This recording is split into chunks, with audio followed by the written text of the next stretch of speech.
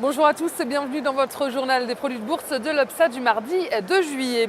Paris débute la semaine sur une note positive à plus 0,76% à 3767 points. Le marché parisien est porté par des chiffres encourageants dans l'activité de l'industrie. En zone euro, le secteur s'est repris au mois de juin, il a atteint son plus haut niveau en 16 mois et les investisseurs profitent de ce retour à l'optimisme pour se positionner sur des titres en croissance comme Pernod Ricard ou les titres de luxe Kering et LVMH. Et dans le secteur de l'automobile, le recul des ventes de voitures neuves pèse sur les constructeurs Renault ou Peugeot qui lâchent de 81%. Les prises de risque restent limitées. Les opérateurs attendent la publication vendredi des chiffres de l'emploi et du chômage aux États-Unis. Et d'autant que les marchés américains devraient tourner au ralenti cette semaine. Wall Street sera fermé ce mercredi pour la fête nationale américaine. Et justement, à New York, les marchés abordent le second semestre sur une note positive en légère hausse. Le marché américain est porté donc par des bonnes statistiques. Du côté des dépenses de construction aux États-Unis, elles augmentent de 0,4% au mois de mai. Elles atteignent un plus haut niveau de 4 ans.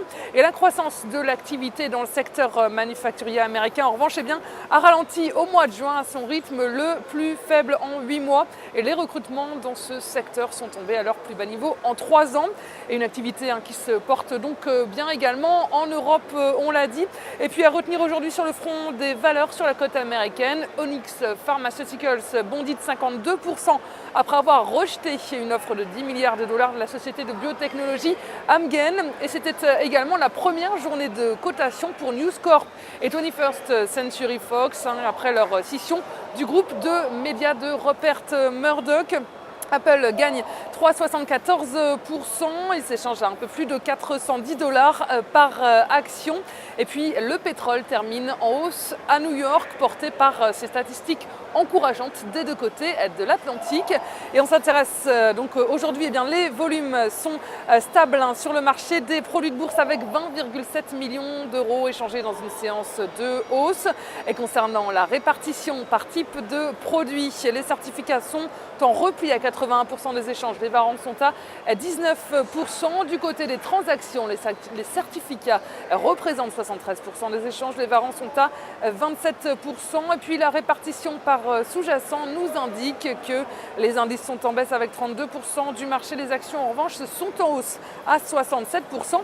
Et si on regarde la répartition des transactions sur les varants, on voit que les indices sont à 38% des échanges. Les actions sont à 60%. Le taux de change, lui, est à 0%. Les autres varants sont à 2%. Et on s'intéresse aujourd'hui au fabricant de pneumatiques Michelin. Le titre connaît une phase de reprise après un test de la zone des 65 euros. Il est repassé au-dessus de sa moyenne mobile à 50 jours, tandis que le RSI est au-dessus de sa zone de neutralité. Et la formation d'une nouvelle jambe de hausse est ainsi attendue sur le titre, avec les plus hauts annuels à 73,89 euros comme première cible. Et le dépassement de ce niveau amènera le titre sur les 77 euros avec une invalidation en dessous de 64,52 euros. Et la stratégie qui vous est proposée pour jouer cette valeur, c'est l'achat du Varant Call Michelin à 4825 T d'Unicredit au prix d'exercice de 70 euros et d'échéance au 6 décembre 2013. C'est tout pour aujourd'hui. Passez une excellente journée et à demain.